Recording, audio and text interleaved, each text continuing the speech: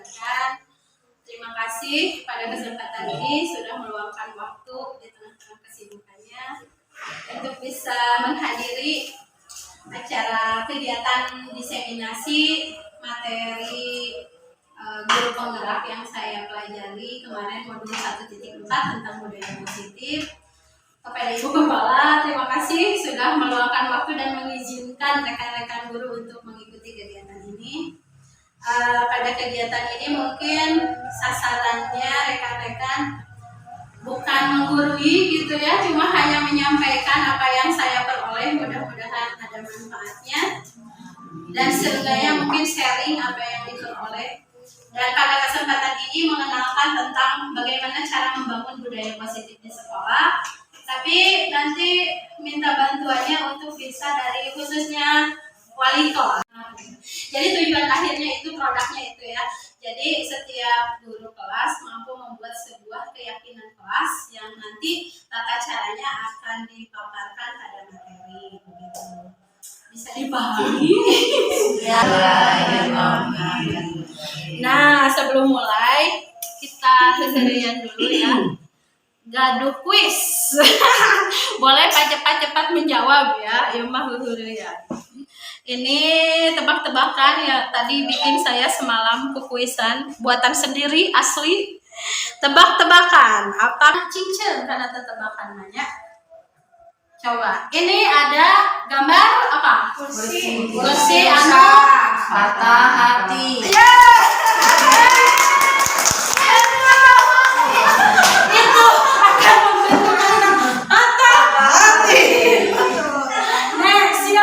Gambar yang kedua. Nah, itu gambar apa dan apa? Itu ada pintunya di makam. Kalau makam berarti apa? Kuburan. Yang dikubur itu? Mayat itu berarti manusia. Yang mayat itu berarti orangnya sudah meninggal. Mati. Betul. Itu tinggal nambahan mati rasa. Mati rasa. Mati rasa. Next. Nah, iya naon? Otak? Otak encer? Ya.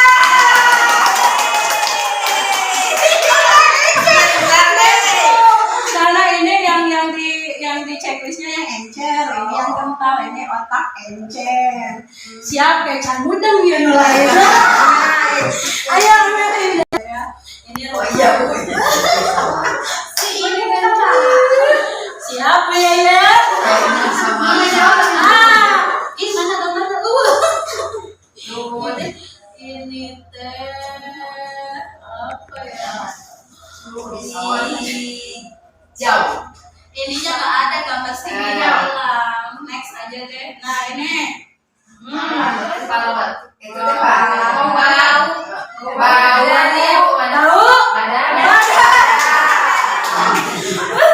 Bau. Itu batu tehnya dicoret. Bau.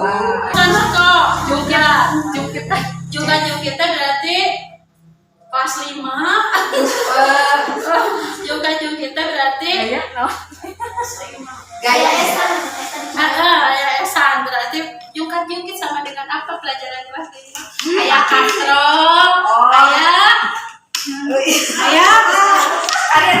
Ada katrol, ada jadi pengungkit. Ayah pengungkitnya sambil jenang. Aduh ya Allah. Kelas 5 ya Allah. Alat sederhana. Ayo, naon? Katrol. Apa itu? Katrol. Pemungkit atau menjadi bejaan. Berarti tua. Bangka. S-nya dicoret jadi tua. Rangka R-nya digeras tua bangka. Satu lagi. Apa? Aku. Betul. Bukan. Aku. Terus nama. Betul. Ini terakhir. terakhir ya, semoga menjadi doa aku bahagia. Amin. Sudah beres yang ini, baru kita masuk ke materi.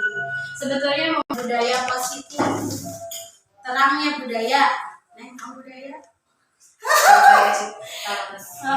Banyak ngomong nawenya. Budaya sekolah, budaya positif sekolah. Dalam membangun budaya positif sekolah itu tidak mudah ya, diperlukan kerjasama dari semua unsur, terutama dari personil sekolah gitu ya. Budaya sekolah bisa terbangun bukan dalam waktu sehari, 2 hari, setahun, 2 tahun, tapi dibangun secara berjenjang dari kebiasaan-kebiasaan kecil yang menimbulkan iklim positif. Kalau sudah menjadi kebiasaan, nanti lama-lama menjadi budaya. Karena saya dulu waktu bikin tesis tentang budaya sekolah, itu ternyata yang namanya budaya positif itu tidak bisa dinilai dengan tes tulis dan sebagainya, tapi akan terlihat dari keseharian. Istilahnya di buku yang saya baca itu, kalau sebuah sekolah mempunyai budaya positif, itu akan terlihat dari yang berbicara itu bukan orang per orang, tapi dinding berbicara, katanya halaman berbicara, itu menunjukkan budaya positif.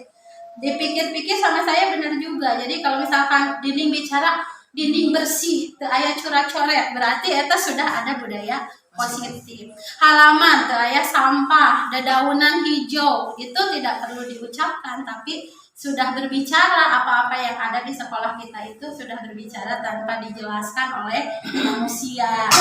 Itu mungkin yang dimaksud budaya positif di sini. Nah, kalau di modul itu ya, di modul yang saya pelajari kemarin, budaya positif yang dimaksud di sini itu pembentukannya ada yang disebut dari teori kontrol, teori motivasi, terus keyakinan kelas, hukuman, terus lawan hukuman itu reward, ganjaran, hukuman, serta ada yang disebut istilah baru bagi saya mah restriksi. Nah, itu istilah. Jadi kalau zaman dulu waktu kuliah kita mempelajari namanya stimulus respon ya. Jadi anak itu diberi rangsangan untuk melakukan hal positif. Nah, kemudian nanti anak akan memberikan respon. Jadi dirangsang terus budak supaya memberikan respon yang diharapkan sama kita. Nah, di sini menurut Stephen R. Covey itu katanya kita harus bisa mengubah dari stimulus respon ke teori kontrol gitu. Karena ada perbandingan antara stimulus respon sama teori kontrol. Perbandingannya kalau di stimulus respon itu kebutuhan kita sama, bener kan, dikasihnya stimulus semua sama anak kayak gitu ya, nanti responnya juga diharapkan sama juga gitu, padahal pada kenyataannya kebutuhan orang itu berbeda.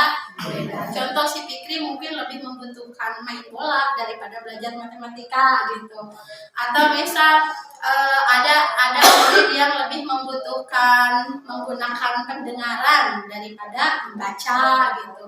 Nah, itu makanya stimulus respon dianggap kurang relevan jika diterapkan pada murid-murid zaman sekarang, sehingga guru itu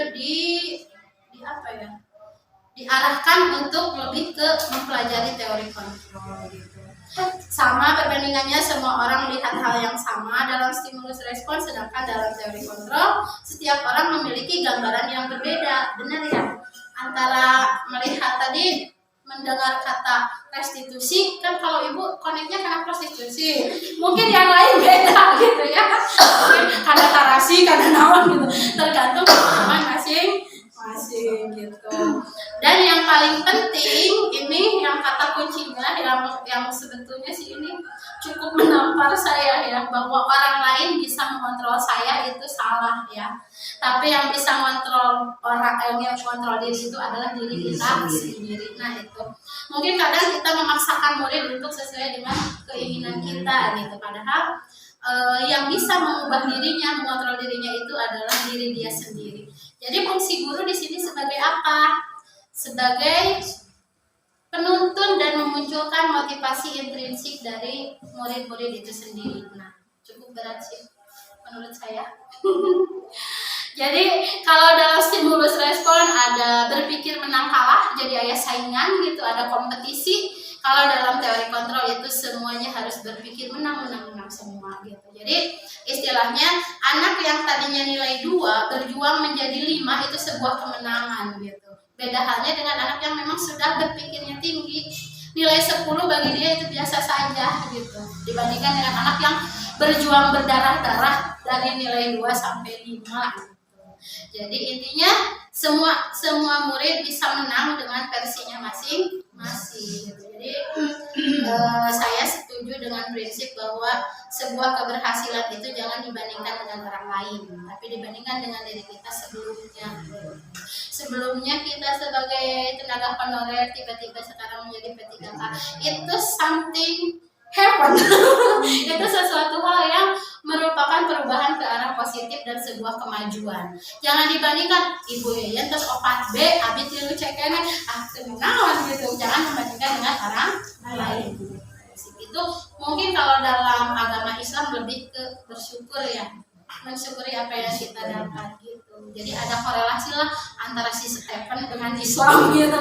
Jadi kita itu intinya jangan pernah membanding-bandingkan dengan orang lain. Kemajuan kita bandingkanlah dengan diri kita sebelumnya gitu. Begitupun sekolah, jangan melihat sekolah kita dibandingkan dengan SD mana gitu, tapi bandingkan dengan tahun kemarin. Sekolah kita tahun kemarin gimana, tenaga pendidiknya bagaimana, muridnya lulusannya bagaimana, sarana prasarana bagaimana, sekarang bagaimana, ada kemajuan tidak. Nah itu yang disebut perkembangan atau kualitas dari sebuah institusi atau diri. Next. Nah ini juga sebetulnya banyak bertolak belakang dengan prinsip saya sebetulnya ya. Peraturan, kalau tidak mentaati berarti dapat hukuman gitu ya. Ternyata kalau setelah disimak dengan seksama, disiplin di sini itu justru disiplin itu belajar, artinya belajar. Jadi murid-murid itu dapat menggali potensinya menuju ke sebuah tujuan yang bisa dihargai dan bermakna. Hari kita mah suka disiplinnya pokoknya harus sesuai aturan gitu. Nah di sini itu pada konsep di sini itu tidak untuk adanya hukuman dan ganjaran. Kalau dia terangkan itu masih boleh. Tapi kalau hukuman dan ganjaran itu sifat. Misalnya anak dihukum, disuruh ini, disuruh itu akan berkesan sampai pak ini aki-aki teh ingat gitu. Terus ada nanti menimbulkan denda dengan ganjaran, jadi nanti menimbulkan ketergantungan. Istilahnya hukuman dan cara. Jadi motivasi dari luar sehingga hasilnya juga sementara, nanti tertanam dari hati. Gitu cina disiplin teh. Nah, dikebut. Jadi diri harus mancing orang lain untuk bisa mengubah dirinya gitu. Jadi justru sikap itu arah positif, suatu hal yang cukup sulit gitu. Karena seperti halnya kita menghadapi murid bukan 1-2 gitu, tapi berpuluh-puluh dan beraneka ragam karakternya yang harus dilayani secara individu. Itu suatu hal yang cukup sulit gitu. Nah, yang harus ditumbuhkannya teh apa? Untuk menumbuhkan kedisiplinan itu yaitu nilai-nilai kebajikan universal. Sangat banyak ya nilai-nilai kebajikan universal. Ini hanya segini yang diaktif berkebinekaan global, bergotong royong dan kreatif. Ini mah diambilnya dari profil pelajar Pancasila ya. Cuma saya ngambilnya cuma satu contoh dari profil pelajar Pancasila. Jadi mampu menumbuhkan nilai-nilai kebajikan universal seperti ini. Dampak pengiring, dampak pengiringnya teh ini.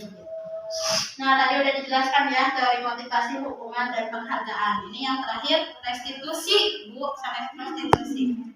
Sudah melakukan kesalahan gitu. Jadi lamun anak salah teh kan abi mah hayangna teh ngegecek budak di sinang aku salah gitu. Nah ternyata dengan teori restitusi itu tidak ada kewajiban bagi seorang guru untuk menekankan bahwa anak itu salah. Justru harus bisa menyetabilkan kesalahan anak, kemudian memvalidasi salah anak itu, dan terakhir harus bisa memberikan keyakinan kelas atau aturan kelas yang disepakati. Apa misal di kelas ada anak yang gelut pas saya berantem gitu, nah ulah disalahkeun cenah tapi si anak harus menyadari kesalahannya. Jadi inti nama keterampilan berkomunikasi gitu. Jadi bisa tadi tanya melakukan itu, kamu misalnya kenapa tadi mukul si Anu, misalnya karena saya dihina misalkan, terus si guru tuh jangan kamu tuh salah begini gitu, tapi dikasih dulu penguatan. Oh iya, Pak Rijal dulu waktu SD juga sama anak Badung gitu misalkan. Wajar sih masih sebenarnya ini, jadi ada budak teh diangkat heula gitu, saat diangkat baru dibebetkeun gitu, nah baru dia gitu udah dikasih nah, jangan gitu. Dari nanti teh si anak teh dengan dikasih misalkan teh baik tidak kalau seperti itu teh, bisa nggak kalau misalkan tidak begitu, bagaimana mau kedepannya supaya kamu tidak tersinggung, ada seterusnya lah ya. Saudara BG intinya mah keterampilan komunikasi guru ini. Lamun guru nanggu pendiam dari hati ke hati malah ada hese eta teh. Nah, sebelum menerapkan kedisiplinan yang tadi itu, tapi kalau keyakinan kelas merupakan kesepakatan.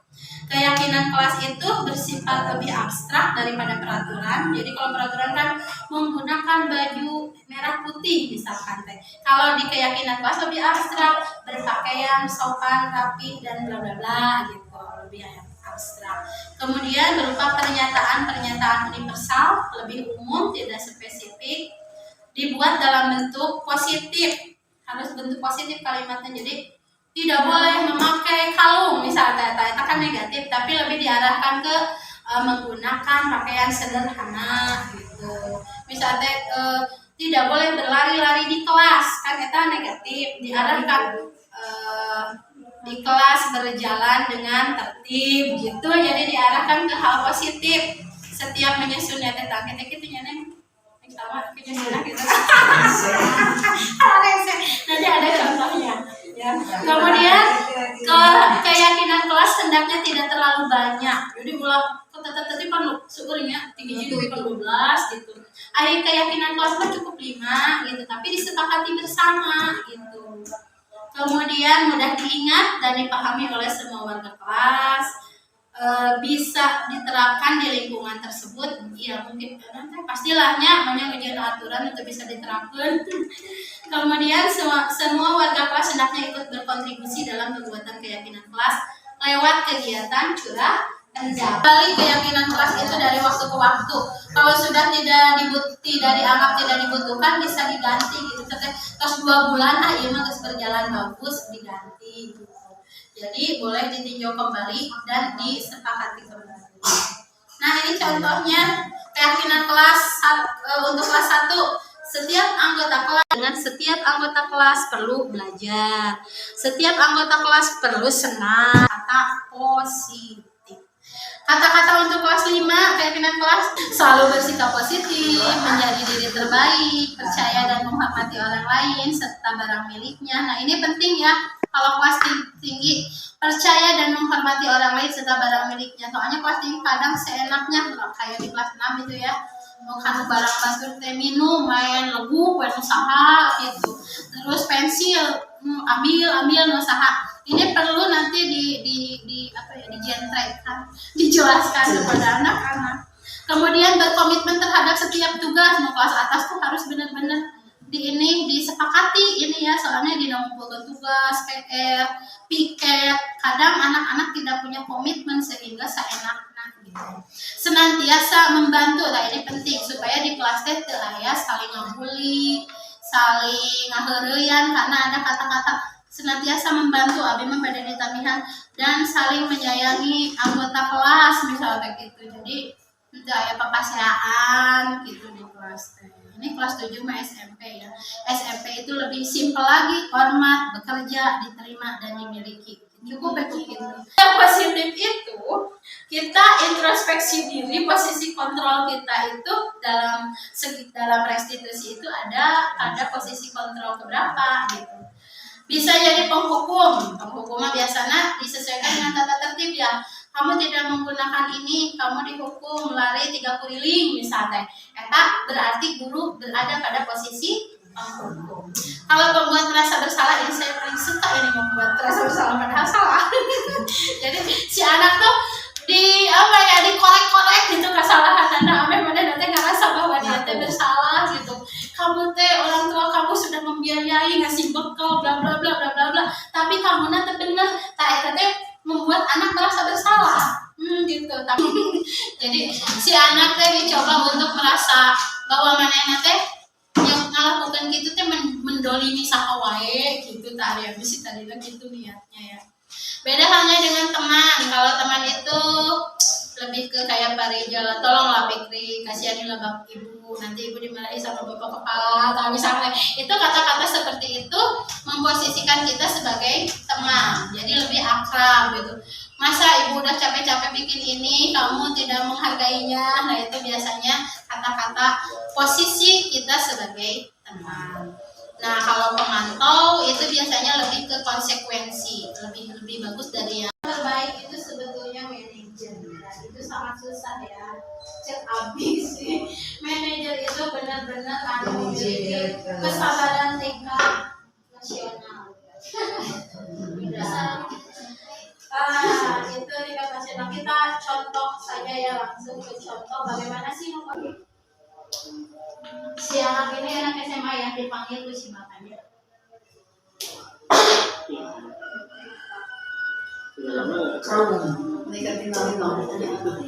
Kesel pak, kesel banget. Masa aku dikatain tukang fitnah pak? Ya aku marah lah. Aku balik ngatain Eka di depan kelas. Kesel banget. Oh begitu. Ya pasti kamu marah dan kesal. Bapak juga akan marah apabila ada yang menuduh bapak seperti itu. Ya. Kemudian pada saat itu kamu mau melakukan apa? Ya saya langsung ngatain Eka lah pak. Kesel banget. Saya bentak-bentak dia depan teman-teman lain. Oh begitu. Pasti kamu melakukan seperti itu karena suatu Nah, alasan ini validasi tindakannya. Iyalah, masa saya diam saja pak? Ya saya bela diri lah. Masa saya dituduh tukang fitnah? Ya wajar lah. Mempertahankan harga diri itu sesuatu yang penting buat kamu. Ini validasi tindakan. Untung kamu tidak bertindak lebih gegabah lagi. Hanya membentak-bentak. Iya pak. Untung saya masih bersabar dan hanya membentak saja. Sudah gemes padahal. Saya pasti bela diri lah. Ya pasti ya. Tapi kamu memilih untuk tetap bertahan dan bersabar. Kamu memilih untuk tidak berbuat lebih parah lagi, bukan? Iya. Nah, sekarang coba kita lihat lagi. Tindakan kamu yang bentak-bentak Eka di kelas. Tindakan kamu itu kira-kira sesuai dengan keyakinan kelas atau prinsip kamu tidak? Enggak lah pak. Capek pak jadi pemarah. Jadi keyakinan atau prinsip mana yang kurang sesuai dengan keinginan kamu? Ya, saya sebenarnya sangat menghargai orang lain.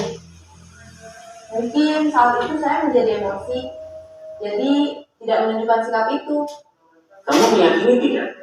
Menghargai orang lain itu penting buat kamu. Yakinlah pak. Iya, setuju. Kita harus saling menghargai. Namun, ada juga keyakinan yang kita sepakati yang perlu kita jalankan apabila kita sedang marah, bukan? Ya, saya bisa lebih proaktif. Mulai dengan diri sendiri. Saya bisa jadi lebih bersabar, mengambil waktu jeda untuk berpikir mau apa selanjutnya. Kira-kira kamu bersedia memperbaiki masalah ini tidak? Bersedia pak. Kalau kamu memperbaiki masalah ini, kamu akan menjadi orang seperti apa? Saya akan menjadi orang yang bertanggung jawab kali ya pak. Dan senantiasa proaktif. Iya, menurut kamu bagaimana rasanya menjadi orang seperti itu? Ya nyaman lah, bangga bisa bersabar dan menahan diri. Baiklah kalau begitu. Yuk kita pikirkan bagaimana memperbaiki masalah ini. Itu juga akan mengatasi masalahnya. Tapi itu kalau misalkan si anaknya nyambung ya. Tapi kalau misalkan anak tante nyambung ya masalah. Anak kan yang egois, Iya. anak yang mudah menerima itu. Kayak iya. Jadi perlu solusi lagi ya. Baru solusi lagi. Jadi intinya masih situasional. Menurut Abimah posisi yang tadi teh bisa diterapkan sesuai situasi dan kondisi. Tidak selamanya kita memposisikan diri sebagai manajer gitu. Jadi gitu intinya mah. Jangan mau gabung ada teman ya. Teman kali ya. Ya minimalnya kita menjadi teman lah. Jadi intinya seperti itu. Dari hakimnya. Yang mau ditanyakan Sidang. macam aku nih. Assalamualaikum warahmatullahi wabarakatuh. Terima kasih kepada Ibu Wah yang sudah memberikan kesempatan kepada saya untuk sekedar menyampaikan satu pertanyaan yang mungkin setelah mengamati, setelah melihat dan mendengarkan juga ya untuk pemaparannya, akhirnya timbul pertanyaan tentang keyakinan kelas ya, tentang keyakinan kelas, dan tadi terdapat 5 faktor apa yang tadi terlupa lagi yang salah satunya adalah sebagai manajer Posisi kontrol. ya, posisi kontrol. Oke. Kalau seandainya ada satu momen di mana siswa itu memang melakukan suatu perbuatan yang tidak kita harapkan ya, terus kita akhirnya bertanya kepada anak itu, tidak misalnya kamu itu bisa diam nggak, tidak seperti itu, tapi bertanya begini, kalau misalnya si anak ini mukul temannya, nah kalau misalnya kita tanya, kalau misalnya kamu pukul aja diri kamu sendiri, sakit nggak? Nah kalau seperti itu bisa termasuk ke yang mana gitu? Apakah bisa termasuk ke yang pertama, yang penghukum, ataukah ke teman, ataukah ke manajer, ataukah ke yang mana gitu? Di antara 5 yang tadi gitu. Jadi intinya kita suruh si anak itu berintrospeksi. Kalau misalnya pukul sakit nggak? Kalau sakit jangan mukul orang gitu. Nah kayak gitu tehnya. Demikian, assalamualaikum warahmatullahi wabarakatuh. Waalaikumsalam. Terima kasih atas tanggapan dan pertanyaannya dari Ibu Titing. Ya memang ya, kalau realitanya banyak hal yang sudah kita lakukan dengan tujuan tentu saja keberpihakan kita kepada murid. Contohnya tadi misalkan kan kita ada 5 posisi kontrol tuh ya. Kalau misalkan ada anak yang mukul temannya, kemudian guru itu sebagai sebuah tindakan restitusi sebetulnya ya. Guru itu menyuruh anak tersebut, coba pukul, kamu sakit nggak kalau dipukul sendiri gitu. Nah itu masuknya kemana? Ke penghukum, ke membuat rasa bersalah, ke teman, pemantau, atau manajer. Kira-kira. Menurut Bu Salma kemana? Kalau misalkan menurut saya pribadi itu kan berarti anak disuruh merasakan ya, berarti itu lebih ke merasa bersalah. Jadi anak suruh merasakan gitu. Coba kamu kalau misalkan kayak seperti ini, kita misalkan misal yang kedua membuat anak merasa bersalah. Contoh analoginya seperti ini, misalkan anak marah rota gitu di kelas, terus mengatakan begini, coba kamu rasain deh jadi ibu, kalau kamu punya murid seperti kamu gini-gini bagaimana gitu. Nah itu kan lebih ke membuat anak merasa bersalah, sama halnya dengan mukul, coba pukul diri kamu sendiri bagaimana rasanya, sakit tidak gitu. Berarti itu lebih ke membuat anak merasa bersalah gitu. Posisi kontrol kita seperti itu, tapi seenggaknya tidak melakukan hukuman sudah lebih bagus ya. Berarti belum benar juga ya yang dilakukan. belum tahap yang benar-benar profesional untuk Manajer. sebagai Tapi manajer. memang rasanya sulit jadi manajer. Iya.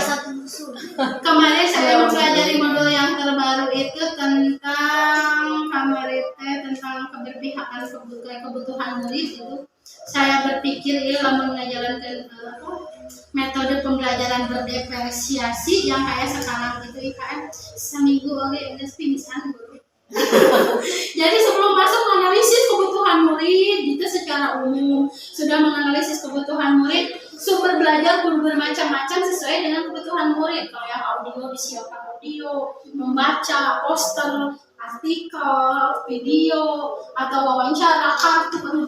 Tadi sok pelajaran dalam seminggu guys pingsan ya Rumah. Terus kalau begini di suatu kelas itu ada kehilangan, itu termasuk apa ya? Di semua itu dikasih didik sepanjang ibaratnya 5 cm. Tapi di kelas itu belum ada yang mengaku yang kehilangan itu. dibilangin gini, nanti lidinya kalau yang membawa atau yang mencuri lidinya akan jadi panjang. Jadi anak itu nanti kalau anak yang mencuri bisa jadi memotong lidinya itu jadi pendek, jadi bakal ketahuan itu yang mencuri itu termasuk yang poin mana itu? Bagus. Ini kasus zaman dulu tuh memang guru-guru zaman dulu itu punya trik ya yang menyakiti kan out of the box gitu ya, di luar konsep, di luar teori tapi bisa kena gitu ya. Sebetulnya salut sih sama guru-guru zaman dulu ya, dengan pedagogiknya yang sangat-sangat benar-benar ilmu pedagogiknya tanpa mengetahui bahwa itu ilmu apa tapi mereka sudah mengimplementasikannya dengan total gitu. Beda zaman sekarang ya, teorinya sabreg, aya PMM, aya Google, aya naon, tapi implementasinya sedikit karena mungkin guru terlalu sibuk mempelajari konsep gitu tanpa mengimplementasikannya. Itu mungkin trik untuk mengetahui kejujuran anak dengan seperti itu, tapi tanpa ada tindakan restitusi ya, kayak komunikasi bla bla bla bla bla, tapi otomatis anak terlihat dengan jelas. Mungkin itu sebagai salah satu awal tindakan restitusi Bu kalau di sini, jadi belum masuk ke posisi kontrol. Jadi nah setelah ketahuan si anak itu yang mencuri karena terbukti dari lidinya yang patah, baru kita lakukan tindakan restitusi supaya si anak itu tidak mengulangi perbuatannya. Jadi mungkin belum masuk ke posisi kontrol, baru sebagai kalau di dokter itu diagnosa. Itu merasa bersalahnya. Nanti itu direstitusi Bu. Merasa diri gitu. Saya merasa Anda bersalah gitu. Jadi dengan keberaniannya dia, ketakutannya dia, saking takutnya diketahui orang, makan si Lidi gitu. Tapi belum ada ke langkah restitusi gitu. Bisa sih membuat dia bersalah, tapi nanti akan ditindaklanjutinya dengan restitusi gitu ya. Ditindaklanjutnya itu tanpa orang lain tahu jadi tidak rasa malu. Itu sudah ke level manajer sih sebetulnya. Nanti dipanggilnya sendiri tanpa diketahui orang lain gitu ya. Dirahasiakan gitu. Ya itu tuh sebetulnya udah ke level manajer. Sudah ke yang benar-benar melindungi anak meskipun bersalah, dia kembali ke arah yang benar dengan tidak merasa malu. Sudah keren sekali. Zaman dulu mah bisa gitu ya, zaman ayeuna belum tentu orang seperti itu. Jadi kadang abg mempelajari ini sok berpikir perasaan yang gini sok terus dipraktekeun gitu. Tapi kan zaman ayeuna digentos istilahna kudu kieu kudu kitu. Jadi justru guru disibukkan dengan memahami teori-teori baru, nanti diberi kesempatan untuk mempraktekkan terus emang dulu bisa itu digunakannya teori ini.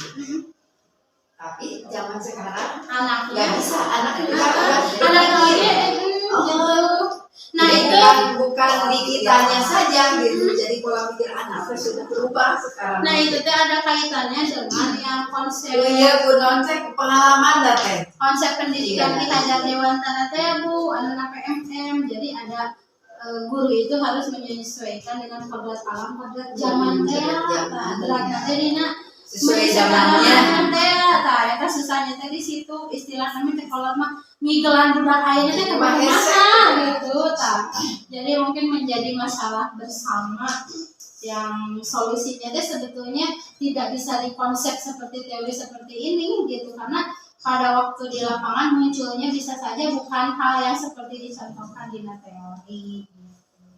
Itu betul. Apa yang tanya? Siap. Hatur nuhun kasadayana, hapunten pilih aya kepala rekan-rekan guru yang sudah bersabar dengan sangat sabar menyimak apa yang saya sampaikan, meskipun sedikit tetapi tidak berfaedah. Mudah-mudahan ada manfaatnya. Tidak ada keterpaksaan, keikhlasan untuk menuntut ilmu walaupun sedikit sehingga mudah-mudahan menjadi amal ibadah bagi kita semua.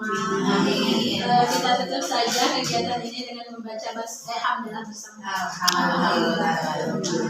Wabillahi taufiq wal hidayah. Wassalamualaikum warahmatullahi wabarakatuh. Waalaikumsalam.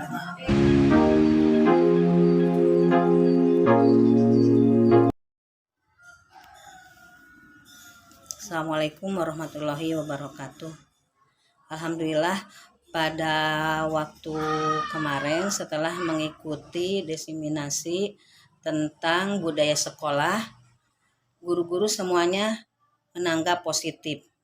Karena tentang budaya sekolah itu belum diketahui sebagian yang belum banyak mengetahui guru-guru itu tentang ilmu itu. Kebanyakan metode atau paham-paham itu paham-paham seperti dulu. Sedangkan waktu kemarin itu ilmunya banyak yang baru.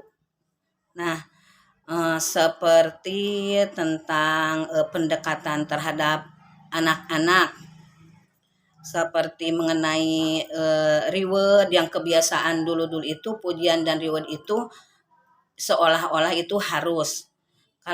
Kalau yang kemarin itu antara perlu dan tidak, tergantung situasi mungkin. Ya, oleh karena itu saya sangat berterima kasih sekali karena tentang budaya sekolah itu belum ada sosialisasi atau workshop, belum ditemukan seperti ilmu-ilmu yang kemarin disampaikan oleh Ibu U'ah. Alhamdulillah guru-guru menambah ilmunya yang baru dan sangat bermanfaat, kemudian langsung diterapkan di kelas masing-masing.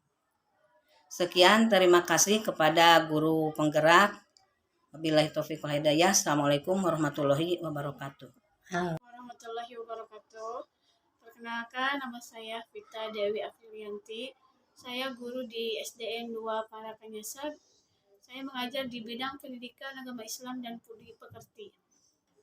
Setelah saya menyimak diseminasi dari pemaparan guru penggerak yang disampaikan oleh Bu Ah, alhamdulillah pemaparannya cukup baik dan bagus, dan alhamdulillah mungkin bisa saya terapkan dalam pembelajaran.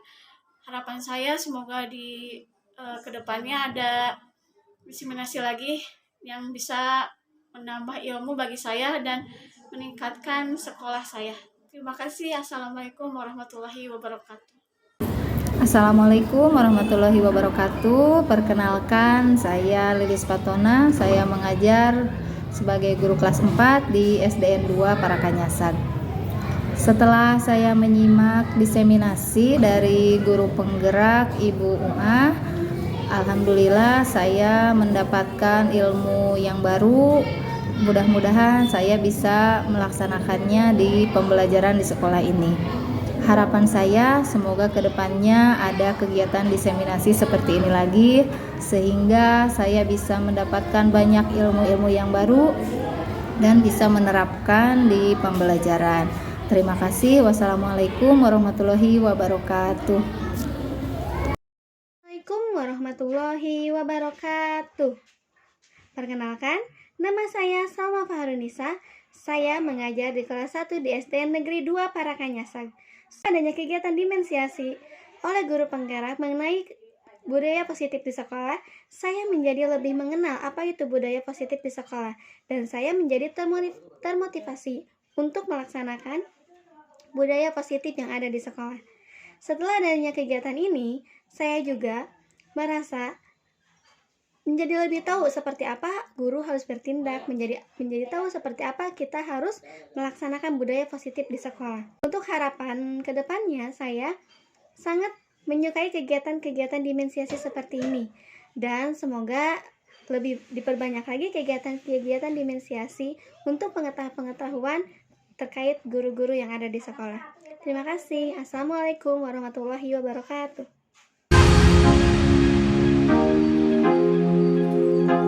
Thank you.